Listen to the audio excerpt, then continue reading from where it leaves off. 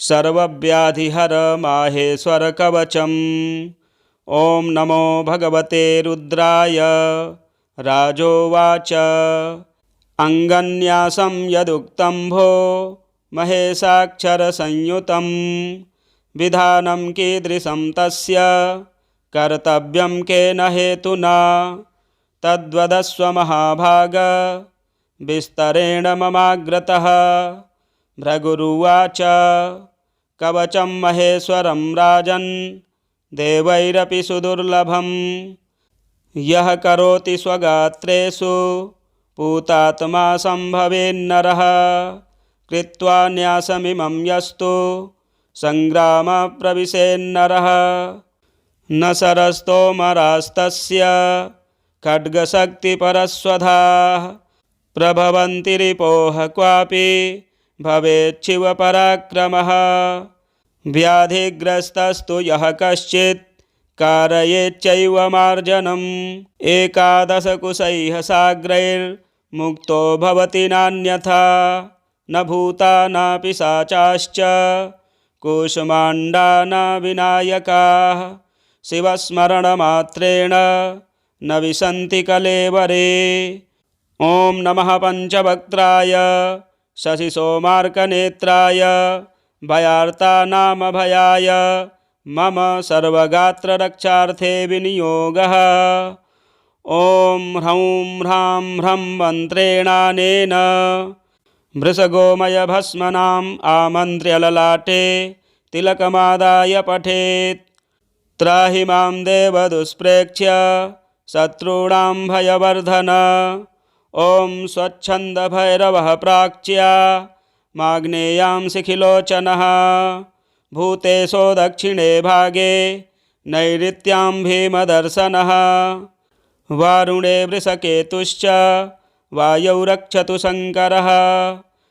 दिग्वासाः सौम्यतो नित्य मैशान्यां मदनान्तकः। वामदेव ऊर्ध्वतो रक्षे दधो रक्षे त्रिलोचनः। पुरारिः पुरतः पातु कपर्दी पातु पृष्ठतः। विश्वेशो दक्षिणे भागे वामे कालीपतिः सदा। माहेश्वरः शिरोभागे भवो भाले सदावतु। भ्रुवोर्मध्ये महातेजास्त्रिनेत्रो नेत्रयोर्द्वयोः पिनाकी नासिकादेशे कर्णयोर्गिरिजापतिः। उग्रः कपोलतो रक्षेन् मुखदेशे महाभुजः।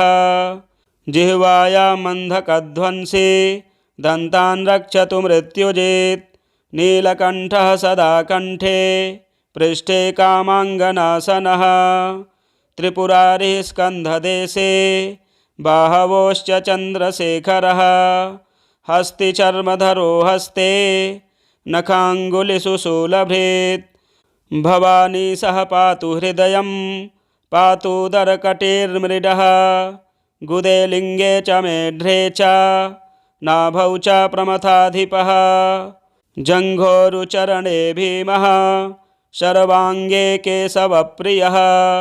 रोमकूपे विरूपाक्षः शब्दे स्पर्शे च योगवित्। रक्तमज्जावसामास शुक्रे वसुगणार्चितः। प्राणापानसमानेषु दानव्यानेषु धूर्जटिः। रक्षाहीनं तु यत् अस्थानं वर्जितं कवचेन यत् तत्सर्वं रक्ष मे देव व्याधिदुर्गज्वरादितः। कार्यं कर्म त्विदं प्राज्ञैर्दीपं प्रज्वाल्य सर्पिषा। निवेद्य शिखिनेत्राय वारयेच्चोत्तरं मुखं। ज्वरदाह परिक्रान्तं तथान्यव्याधिसंयुतं। कुशैः सम्मार्ज्य सम्मार्ज्य क्षिपेद्दीपशिखे ज्वरम्। ऐकाहिकं द्वाहिकं वा तृतीयकचतुर्थकं। वातपित्तकफोद्भूतं सन्निपातोग्रतेजसम्। अन्यदुःखदुराधर्षं कर्म चाभिचारिकं। धातुस्थं कफसम्मिश्रं विषमकामसम्भवं।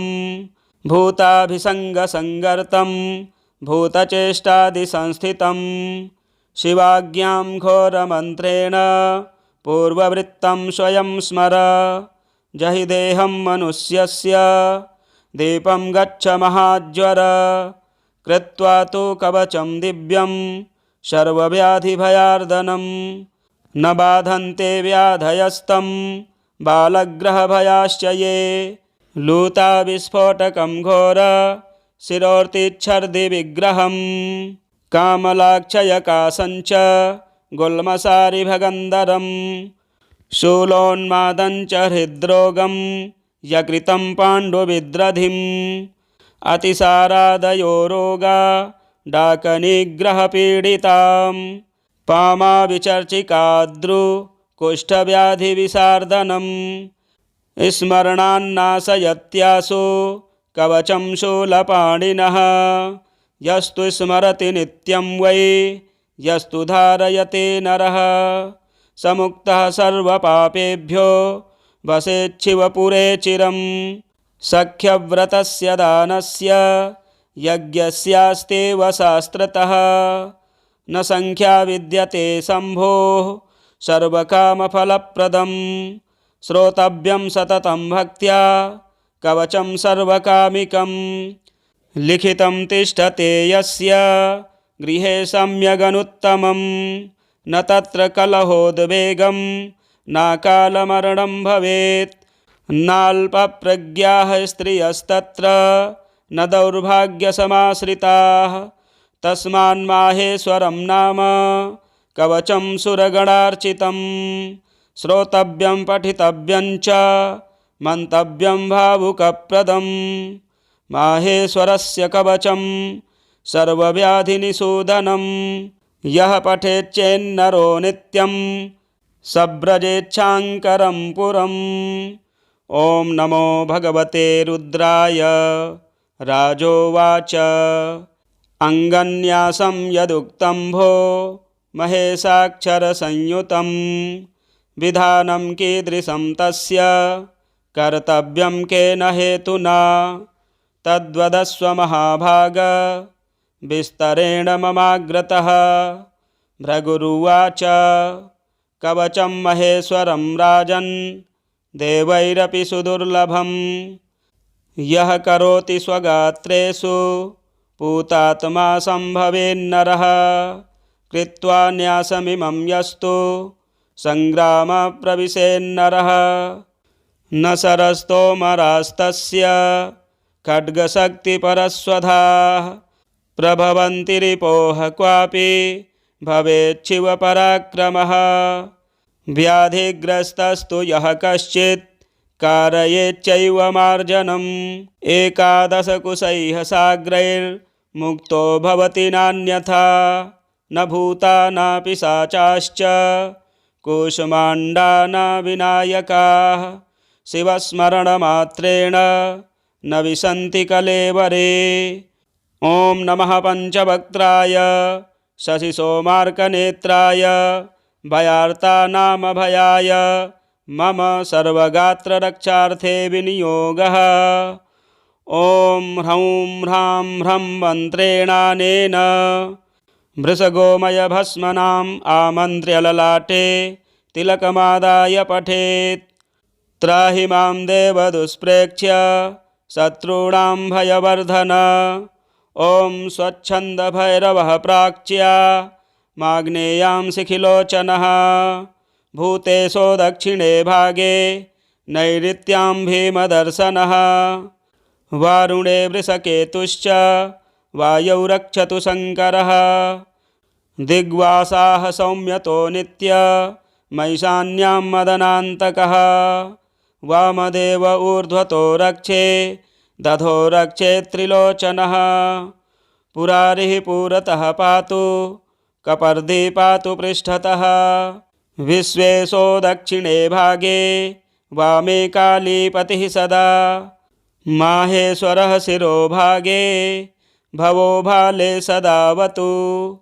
भ्रुवोर्मध्ये महातेजास्त्रिनेत्रो नेत्रयोर्द्वयोः पिनाकी नासिकादेशे कर्णयोर्गिरिजापतिः उग्रः कपोलतो रक्षेन्मुखदेशे महाभुजः जिह्वायामन्धकध्वंसी दन्तान् रक्षतु मृत्युजित् नीलकण्ठः सदा कण्ठे पृष्ठे कामाङ्गनाशनः त्रिपुरारिः स्कन्धदेशे बाहवोश्च चन्द्रशेखरः हस्तिचर्मधरो हस्ते नखाङ्गुलिषु शूलभृत् भवानी सह पातु हृदयं पातुदरकटिर्मृडः गुदे लिङ्गे च मेढ्रे च नाभौ च प्रमथाधिपः जङ्घोरुचरणे भीमः शर्वाङ्गे केशवप्रियः रोमकूपे विरूपाक्षः शब्दे स्पर्शे च योगवित् रक्तमज्जावसामास शुक्रे वसुगणार्चितः प्राणापानसमानेषु दानव्यानेषु धूर्जटिः रक्षाहीनं तु यत् अस्थानं वर्जितं कवचेन यत् तत्सर्वं रक्ष मे देव व्याधिदुर्गज्वरादितः कार्यं कर्म त्विदं प्राज्ञैर्दीपं प्रज्वाल्य सर्पिषा निवेद्य शिखिनेत्राय वारयेच्चोत्तरं मुखं ज्वरदाह परिक्रान्तं तथान्यव्याधिसंयुतं कुशैः सम्मार्ज्य क्षिपेद्दीपशिखे ज्वरम् ऐकाहिकं द्वाहिकं वा तृतीयकचतुर्थकं वातपित्तकफोद्भूतं सन्निपातोग्रतेजसम् अन्यदुःखदुराधर्षं कर्म चाभिचारिकं धातुस्थं कफसम्मिश्रं विषमकामसम्भवं भूताभिसङ्गसङ्गर्तं भूतचेष्टादिसंस्थितं शिवाज्ञां घोरमन्त्रेण पूर्ववृत्तं स्वयं स्मर जहि देहं मनुष्यस्य दीपं गच्छ महाज्वर कृत्वा तु कवचं दिव्यं सर्वव्याधिभयार्दनं न बाधन्ते व्याधयस्तं बालग्रहभयाश्च ये लूताविस्फोटकं घोर शिरोर्तिच्छर्दिविग्रहं कामलाक्षयकासञ्च गुल्मसारिभगन्धरं शूलोन्मादञ्च हृद्रोगं यकृतं पाण्डुविद्रधिम् अतिसारादयो रोगा डाकनिग्रहपीडितां पामाविचर्चिकाद्रुकुष्ठव्याधिविशार्दनं स्मरणान्नाशयत्यासु कवचं शूलपाणिनः यस्तु स्मरति नित्यं वै यस्तु धारयते नरः समुक्तः सर्वपापेभ्यो वसेच्छिवपुरे चिरम् सख्यव्रतस्य दानस्य यज्ञस्यास्तेव शास्त्रतः न संख्या विद्यते शम्भोः सर्वकामफलप्रदं श्रोतव्यं सततं भक्त्या कवचं सर्वकामिकं लिखितं तिष्ठते यस्य गृहे सम्यगनुत्तमं न तत्र कलहोद्वेगं नाकालमरणं भवेत् नाल्पप्रज्ञाः स्त्रियस्तत्र न दौर्भाग्यसमाश्रिताः तस्मान्माहेश्वरं नाम कवचं सुरगणार्चितं श्रोतव्यं पठितव्यं च मन्तव्यं भावुकप्रदं माहेश्वरस्य कवचं सर्वव्याधिनिषूदनं यः पठेच्चेन्नरो नित्यं सव्रजेच्छाङ्करं पुरम्।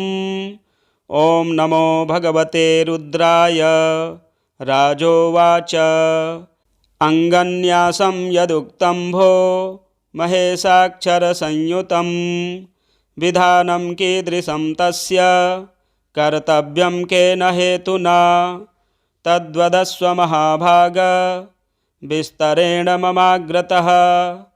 भृगुरुवाच कवचं महेश्वरं राजन् देवैरपि सुदुर्लभं यः करोति स्वगात्रेषु पूतात्मा सम्भवेन्नरः कृत्वा न्यासमिमं यस्तु सङ्ग्रामप्रविशेन्नरः न सरस्तोमरास्तस्य खड्गशक्तिपरस्वधाः प्रभवन्ति रिपोः क्वापि भवेच्छिवपराक्रमः व्याधिग्रस्तस्तु यः कश्चित् कारयेच्चैव मार्जनम् एकादशकुशैः साग्रैर्मुक्तो भवति नान्यथा न भूता न पिशाचाश्च कूष्माण्डा न विनायकाः शिवस्मरणमात्रेण न विशन्ति कलेवरे। ॐ नमः पञ्चवक्त्राय शशिसोमार्कनेत्राय भयार्तानामभयाय मम सर्वगात्ररक्षार्थे विनियोगः। ॐ ह्रौं ह्रां ह्रं मन्त्रेणानेन भृशगोमयभस्मनाम् आमन्त्र्य ललाटे तिलकमादाय पठेत्। त्राहि मां देवदुष्प्रेक्ष्य शत्रूणां भयवर्धन। ॐ स्वच्छन्दभैरवः प्राच्या माग्नेयां शिखिलोचनः भूतेशो दक्षिणे भागे नैऋत्यां भीमदर्शनः। वारुणे वृषकेतुश्च वायौ रक्षतु शङ्करः। दिग्वासाः सौम्यतो नित्य मैशान्यां मदनान्तकः। वामदेव ऊर्ध्वतो रक्षे दधो रक्षे त्रिलोचनः। पुरारिः पुरतः पातु कपर्दी पातु पृष्ठतः। विश्वेशो दक्षिणे भागे वामे कालीपतिः सदा। माहेश्वरः शिरोभागे भवो भाले सदावतु। भ्रुवोर्मध्ये महातेजास्त्रिनेत्रो नेत्रयोर्द्वयोः पिनाकी नासिकादेशे कर्णयोर्गिरिजापतिः। उग्रः कपोलतो रक्षेन् मुखदेशे महाभुजः। जिह्वायामन्धकध्वंसी दन्तान् रक्षतु मृत्युजित्। नीलकण्ठः सदा कण्ठे पृष्ठे कामाङ्गनाशनः। त्रिपुरारिः स्कन्धदेशे बाहवोश्च चन्द्रशेखरः। हस्तिचर्मधरो हस्ते नखाङ्गुलिषु शूलभृत्। भवानी सह पातु हृदयं पातुदरकटिर्मृडः। गुदे लिङ्गे च मेढ्रे च नाभौ च प्रमथाधिपः। जङ्घोरुचरणे भीमः शर्वाङ्गे केशवप्रियः। रोमकूपे विरूपाक्षः शब्दे स्पर्शे च योगवित्। रक्तमज्जावसामास शुक्रे वसुगणार्चितः। प्राणापानसमानेषु दानव्यानेषु धूर्जटिः। रक्षाहीनं तु यत् अस्थानं वर्जितं कवचेन यत् तत्सर्वं रक्ष मे देव व्याधिदुर्गज्वरादितः। कार्यं कर्म त्विदं प्राज्ञैर्दीपं प्रज्वाल्य सर्पिषा। निवेद्य शिखिनेत्राय वारयेच्चोत्तरं मुखं। ज्वरदाह परिक्रान्तं तथान्यव्याधिसंयुतं। कुशैः सम्मार्ज्य सम्मार्ज्य क्षिपेद्दीपशिखे ज्वरम्। ऐकाहिकं द्वाहिकं वा तृतीयकचतुर्थकं। वातपित्तकफोद्भूतं सन्निपातोग्रतेजसम्। अन्यदुःखदुराधर्षं कर्म चाभिचारिकं। धातुस्थं कफसम्मिश्रं विषमकामसम्भवं। भूताभिसङ्गसङ्गर्तं भूतचेष्टादिसंस्थितं। शिवाज्ञां घोरमन्त्रेण पूर्ववृत्तं स्वयं स्मर। जहि देहं मनुष्यस्य दीपं गच्छ महाज्वर। कृत्वा तु कवचं दिव्यं सर्वव्याधिभयार्दनं। न बाधन्ते व्याधयस्तं बालग्रहभयाश्च ये। लूताविस्फोटकं घोर शिरोर्तिच्छर्दिविग्रहं। कामलाक्षयकासञ्च गुल्मसारिभगन्धरं। शूलोन्मादञ्च हृद्रोगं यकृतं पाण्डुविद्रधिम्। अतिसारादयो रोगा डाकनिग्रहपीडितां। पामाविचर्चिकाद्रुकुष्ठव्याधिविशार्दनं स्मरणान्नाशयत्यासो कवचं शूलपाणिनः यस्तु स्मरति नित्यं वै यस्तु धारयते नरः समुक्तः सर्वपापेभ्यो वसेच्छिवपुरे चिरं सख्यव्रतस्य दानस्य यज्ञस्यास्तेव शास्त्रतः न संख्या विद्यते शम्भोः सर्वकामफलप्रदं श्रोतव्यं सततं भक्त्या कवचं सर्वकामिकं लिखितं तिष्ठते यस्य गृहे सम्यगनुत्तमं न तत्र कलहोद्वेगं नाकालमरणं भवेत् नाल्पप्रज्ञाः स्त्रियस्तत्र न दौर्भाग्यसमाश्रिताः तस्मान्माहेश्वरं नाम कवचं सुरगणार्चितं श्रोतव्यं पठितव्यं च मन्तव्यं भावुकप्रदं माहेश्वरस्य कवचं सर्वव्याधिनिषूदनं यः पठेच्चेन्नरो नित्यं सव्रजेच्छाङ्करं पुरम्। ॐ नमो भगवते रुद्राय। राजोवाच अङ्गन्यासं यदुक्तं भो महेशाक्षरसंयुतं विधानं कीदृशं तस्य कर्तव्यं केन हेतुना तद्वदस्व महाभाग विस्तरेण ममाग्रतः। भृगुरुवाच कवचं महेश्वरं राजन् देवैरपि सुदुर्लभं यः करोति स्वगात्रेषु पूतात्मा सम्भवेन्नरः कृत्वा न्यासमिमं यस्तु सङ्ग्रामप्रविशेन्नरः न शरस्तोमरास्तस्य खड्गशक्तिपरस्वधाः प्रभवन्ति रिपोः क्वापि भवेच्छिवपराक्रमः व्याधिग्रस्तस्तु यः कश्चित् कारयेच्चैव मार्जनम् एकादशकुशैः साग्रैर्मुक्तो भवति नान्यथा न भूता न पिशाचाश्च कूष्माण्डा न विनायकाः शिवस्मरणमात्रेण न विशन्ति कलेवरे। ॐ नमः पञ्चवक्त्राय शशिसोमार्कनेत्राय भयार्तानामभयाय मम सर्वगात्ररक्षार्थे विनियोगः। ॐ ह्रौं ह्रां ह्रं मन्त्रेणानेन भृशगोमयभस्मनाम् आमन्त्र्य ललाटे तिलकमादाय पठेत्। त्राहि मां देवदुष्प्रेक्ष्य शत्रूणां भयवर्धन।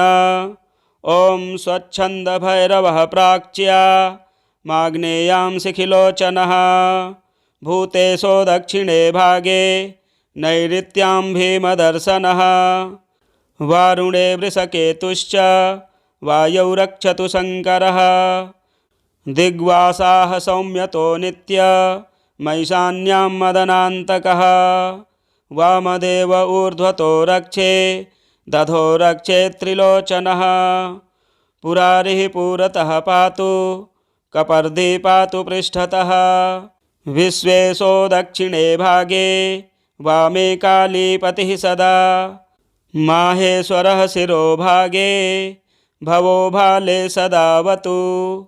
भ्रुवोर्मध्ये महातेजास्त्रिनेत्रो नेत्रयोर्द्वयोः पिनाकी नासिकादेशे कर्णयोर्गिरिजापतिः। उग्रः कपोलतो रक्षेन् मुखदेशे महाभुजः। जिह्वायां अन्धकध्वंसी दन्तान् रक्षतु मृत्युजित्। नीलकण्ठः सदा कण्ठे पृष्ठे कामाङ्गनाशनः। त्रिपुरारिः स्कन्धदेशे बाहवोश्च चन्द्रशेखरः। हस्तिचर्मधरो हस्ते नखाङ्गुलिषु शूलभृत्।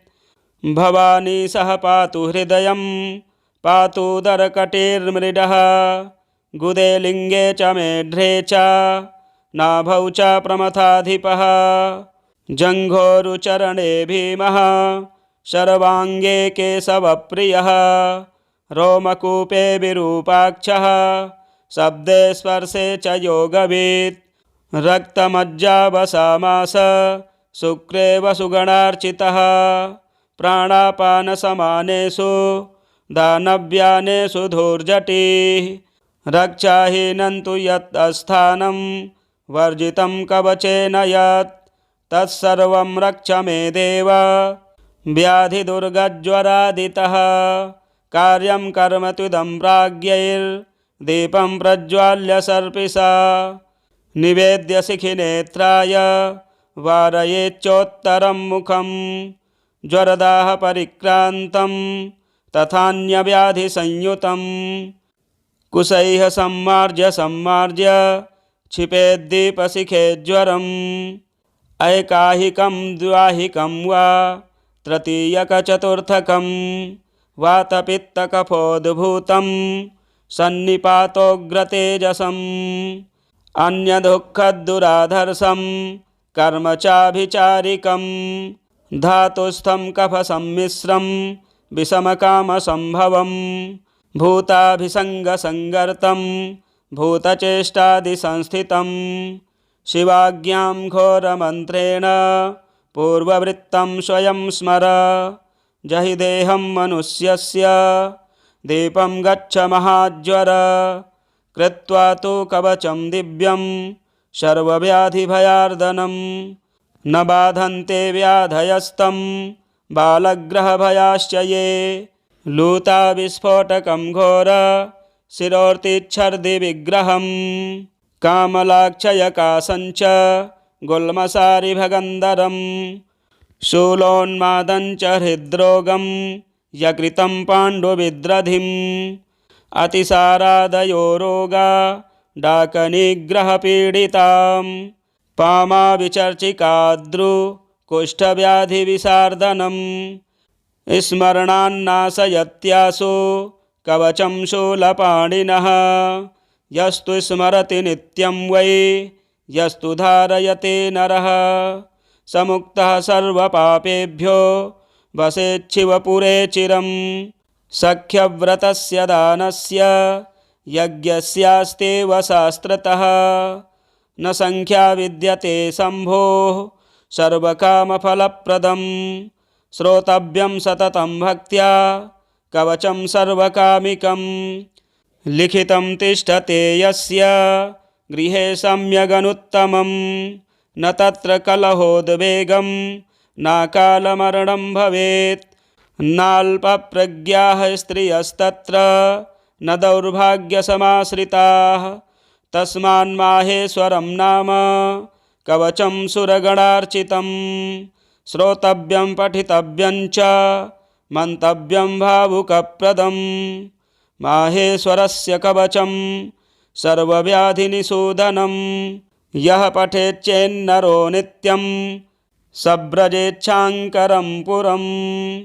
ॐ नमो भगवते रुद्राय। राजोवाच अङ्गन्यासं यदुक्तं भो महेशाक्षरसंयुतं विधानं कीदृशं तस्य कर्तव्यं केन हेतुना तद्वदस्व महाभाग विस्तरेण ममाग्रतः। भृगुरुवाच कवचं महेश्वरं राजन् देवैरपि सुदुर्लभं यः करोति स्वगात्रेषु पूतात्मा सम्भवेन्नरः कृत्वा न्यासमिमं यस्तु सङ्ग्रामप्रविशेन्नरः न सरस्तोमरास्तस्य खड्गशक्तिपरस्वधाः प्रभवन्ति रिपोः क्वापि भवेच्छिवपराक्रमः व्याधिग्रस्तस्तु यः कश्चित् कारयेच्चैव मार्जनम् एकादशकुशैः साग्रैर्मुक्तो भवति नान्यथा न भूता न पिशाचाश्च कूष्माण्डा न विनायकाः शिवस्मरणमात्रेण न विशन्ति कलेवरे।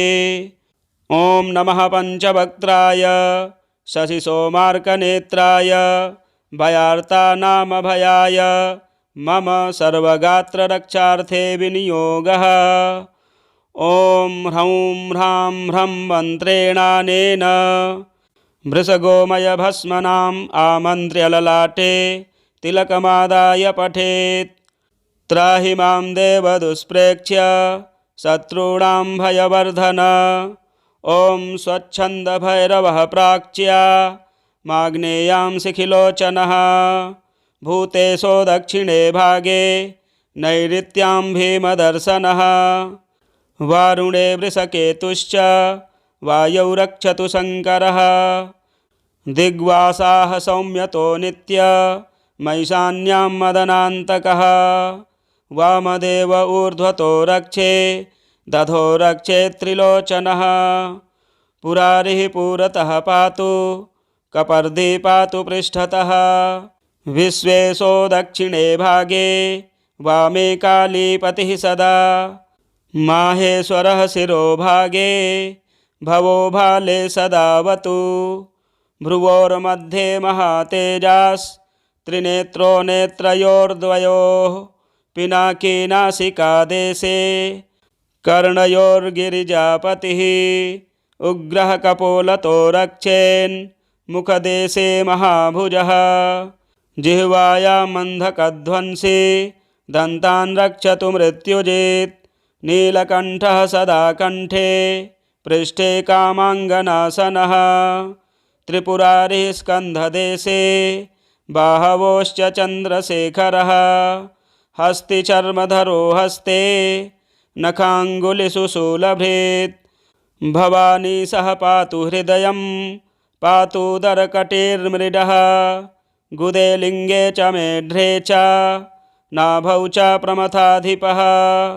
जङ्घोरुचरणे भीमः शर्वाङ्गे केशवप्रियः। रोमकूपे विरूपाक्षः शब्दे स्पर्शे च योगवित्। रक्तमज्जावसामास शुक्रे वसुगणार्चितः। प्राणापानसमानेषु दानव्यानेषु धूर्जटिः। रक्षाहीनं तु यत् अस्थानं वर्जितं कवचेन यत्। तत्सर्वं रक्ष मे देव व्याधिदुर्गज्वरादितः। कार्यं कर्म त्विदं प्राज्ञैर्दीपं प्रज्वाल्य सर्पिषा।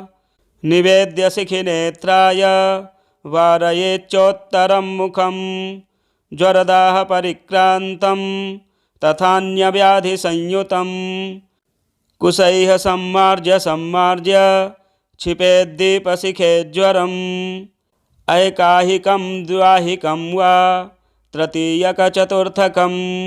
वातपित्तकफोद्भूतं सन्निपातोग्रतेजसम्। अन्यदुःखदुराधर्षं कर्म चाभिचारिकं। धातुस्थं कफसम्मिश्रं विषमकामसम्भवम्। भूताभिसङ्गसङ्गर्तं भूतचेष्टादिसंस्थितं। शिवाज्ञां घोरमन्त्रेण पूर्ववृत्तं स्वयं स्मर। जहि देहं मनुष्यस्य दीपं गच्छ महाज्वर। कृत्वा तु कवचं दिव्यं सर्वव्याधिभयार्दनं। न बाधन्ते व्याधयस्तं बालग्रहभयाश्च ये। लूताविस्फोटकं घोर शिरोर्तिच्छर्दिविग्रहं।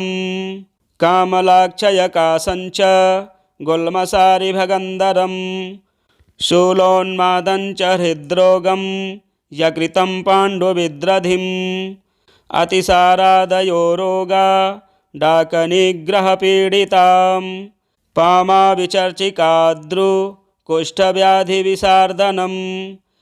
स्मरणान्नाशयत्यासु कवचं शूलपाणिनः। यस्तु स्मरति नित्यं वै यस्तु धारयते नरः। समुक्तः सर्वपापेभ्यो वसेच्छिवपुरे चिरं। सख्यव्रतस्य दानस्य यज्ञस्यास्तेव शास्त्रतः। न संख्या विद्यते शम्भोः सर्वकामफलप्रदम्। श्रोतव्यं सततं भक्त्या कवचं सर्वकामिकं। लिखितं तिष्ठते यस्य गृहे सम्यगनुत्तमं। न तत्र कलहोद्वेगं नाकालमरणं भवेत्। नाल्पप्रज्ञाः स्त्रियस्तत्र न दौर्भाग्यसमाश्रिताः। तस्मान्माहेश्वरं नाम कवचं सुरगणार्चितं। श्रोतव्यं पठितव्यं च मन्तव्यं भावुकप्रदं। माहेश्वरस्य कवचं सर्वव्याधिनिषूदनं। यः पठेच्चेन्नरो नित्यं सव्रजेच्छाङ्करं पुरम्। ॐ नमो भगवते रुद्राय। राजोवाच अङ्गन्यासं यदुक्तं भो महेशाक्षरसंयुतं। विधानं कीदृशं तस्य कर्तव्यं केन हेतुना। तद्वदस्व महाभाग विस्तरेण ममाग्रतः। भृगुरुवाच कवचं महेश्वरं राजन् देवैरपि सुदुर्लभं। यः करोति स्वगात्रेषु पूतात्मा सम्भवेन्नरः। कृत्वा न्यासमिमं यस्तु सङ्ग्रामप्रविशेन्नरः।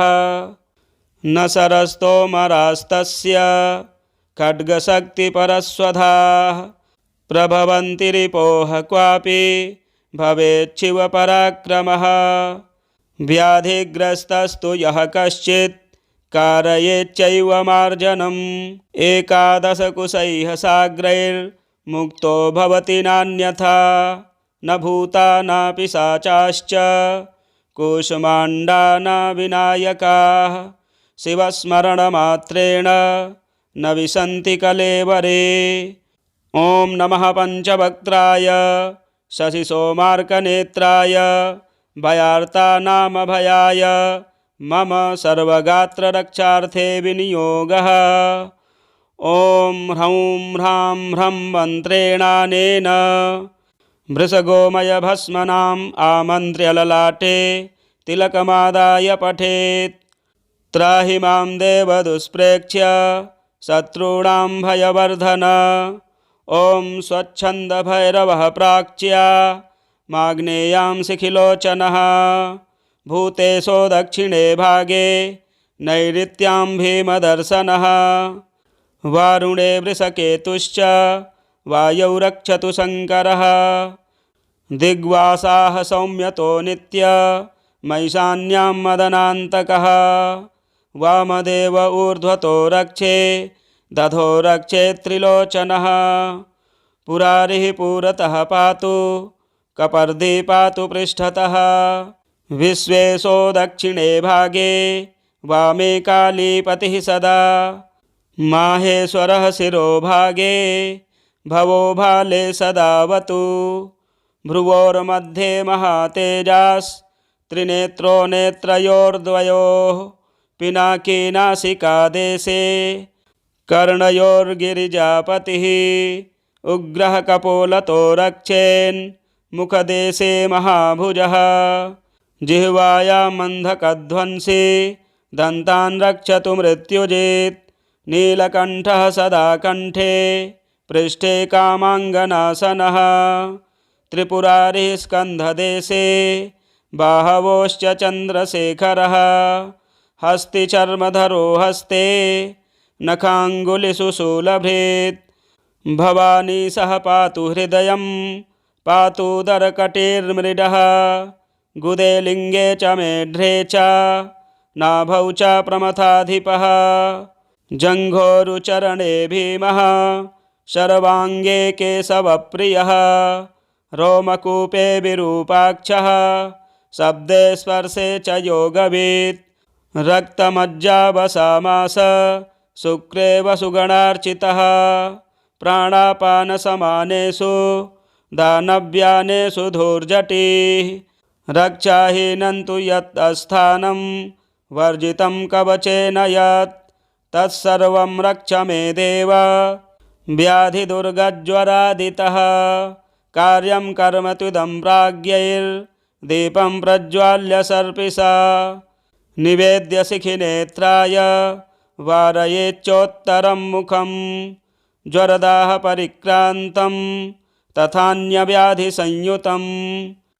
कुशैः सम्मार्ज्य क्षिपेद्दीपशिखे ज्वरम् ऐकाहिकं द्वाहिकं वा तृतीयकचतुर्थकं वातपित्तकफोद्भूतं सन्निपातोग्रतेजसम् अन्यदुःखदुराधर्षं कर्म चाभिचारिकं धातुस्थं कफसम्मिश्रं विषमकामसम्भवं भूताभिसङ्गसङ्गर्तं भूतचेष्टादिसंस्थितं शिवाज्ञां घोरमन्त्रेण पूर्ववृत्तं स्वयं स्मर जहि देहं मनुष्यस्य दीपं गच्छ महाज्वर कृत्वा तु कवचं दिव्यं सर्वव्याधिभयार्दनं न बाधन्ते व्याधयस्तं बालग्रहभयाश्च ये लूताविस्फोटकं घोर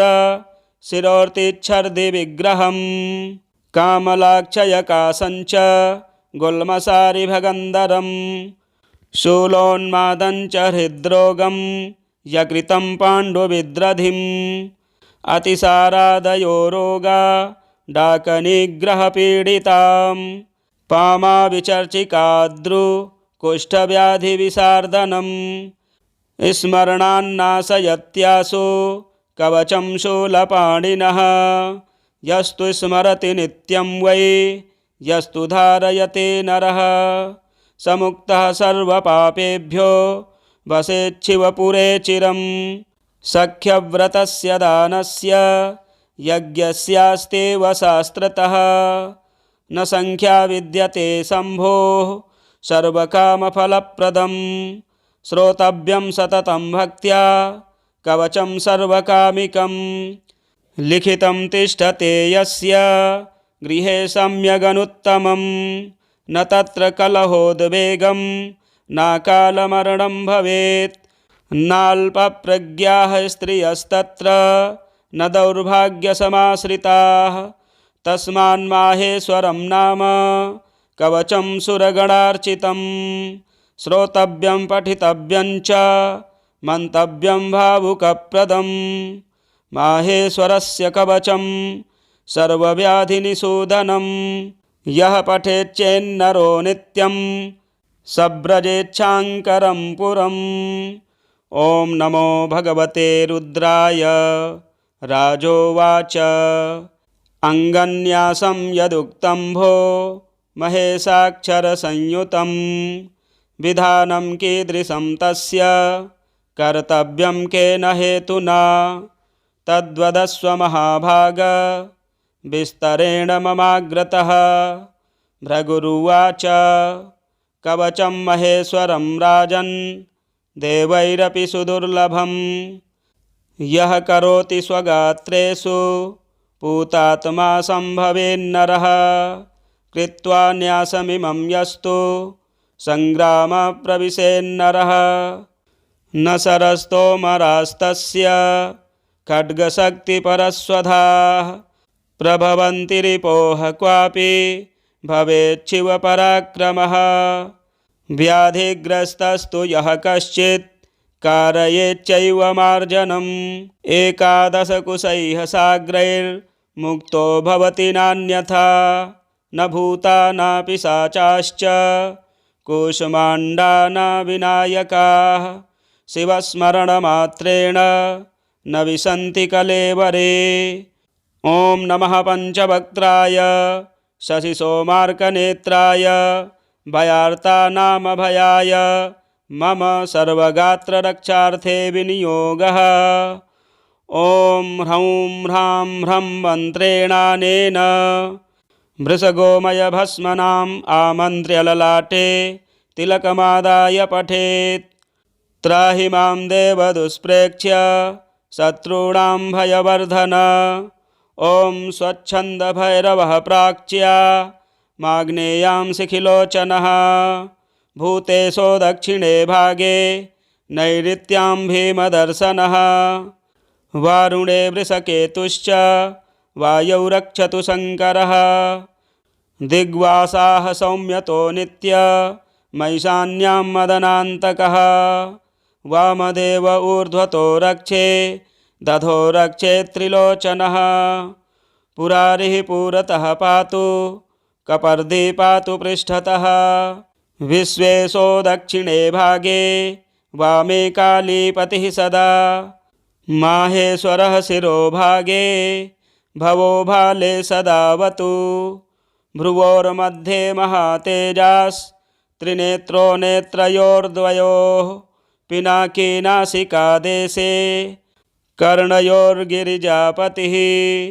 उग्रः कपोलतो रक्षेन् मुखदेशे महाभुजः। जिह्वायां मन्धकध्वंसी दन्तान् रक्षतु मृत्युजित्। नीलकण्ठः सदा कण्ठे पृष्ठे कामाङ्गनाशनः। त्रिपुरारिः स्कन्धदेशे बाहवोश्च चन्द्रशेखरः। हस्तिचर्मधरो हस्ते नखाङ्गुलिषु शूलभृत्। भवानी सह पातु हृदयं पातुदरकटिर्मृडः। गुदे लिङ्गे च मेढ्रे च नाभौ च प्रमथाधिपः। जङ्घोरुचरणे भीमः सर्वाङ्गे केशवप्रियः। रोमकूपे विरूपाक्षः शब्दे स्पर्शे च योगवित्। रक्तमज्जावसामास शुक्रे वसुगणार्चितः। प्राणापानसमानेषु दानव्यानेषु धूर्जटिः। रक्षाहीनं तु यत् अस्थानं वर्जितं कवचेन यत्। तत्सर्वं रक्ष मे देव व्याधिदुर्गज्वरादितः। कार्यं कर्म त्विदं प्राज्ञैर्दीपं प्रज्वाल्य सर्पिषा। निवेद्य शिखिनेत्राय वारयेच्चोत्तरं मुखं। ज्वरदाह परिक्रान्तं तथान्यव्याधिसंयुतं। कुशैः सम्मार्ज्य क्षिपेद्दीपशिखे ज्वरम्। ऐकाहिकं द्वाहिकं वा तृतीयकचतुर्थकं। वातपित्तकफोद्भूतं सन्निपातोग्रतेजसम्। अन्यदुःखदुराधर्षं कर्म चाभिचारिकं। धातुस्थं कफसम्मिश्रं विषमकामसम्भवं। भूताभिसङ्गसङ्गर्तं भूतचेष्टादिसंस्थितं। शिवाज्ञां घोरमन्त्रेण पूर्ववृत्तं स्वयं स्मर। जहि देहं मनुष्यस्य दीपं गच्छ महाज्वर। कृत्वा तु कवचं दिव्यं सर्वव्याधिभयार्दनं।